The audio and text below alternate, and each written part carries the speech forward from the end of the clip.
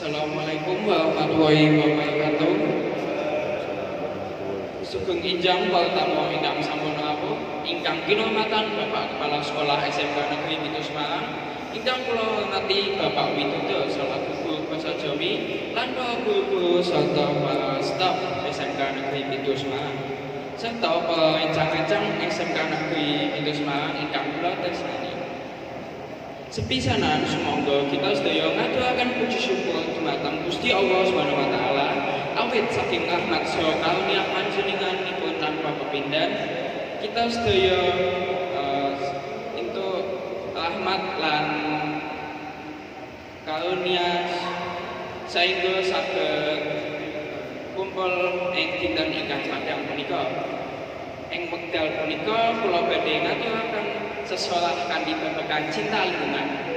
Lingkungan punika minangka papan tumrap sedaya makhluk gesang kangge nindakaken sakabeh aktivitasipun.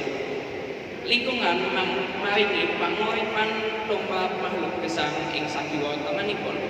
Nanging ing jaman sakmenika taksih kathah manungsa ingkang ngremehaken kabersihan lingkungan.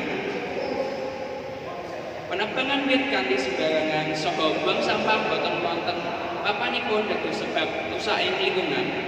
Mila saking punika semoga kita sedaya saged jaga lingkungan ingkang sampun maringi panguripan dhumateng kita selami-laminipun.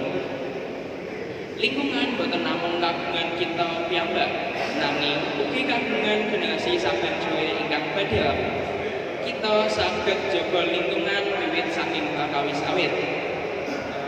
Saking boten buang sampah kanthi sembarangan, boten nebang wit sembarangan, saha mlumut tetuwuhan ing sakiwa tengenipun.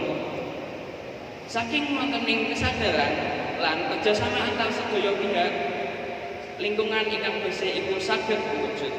Mugi-mugi sesolah saking kula niki saged maringi faedah saengga lingkungan ing sakiwa tengenipun kita saged kajegi kanthi sae.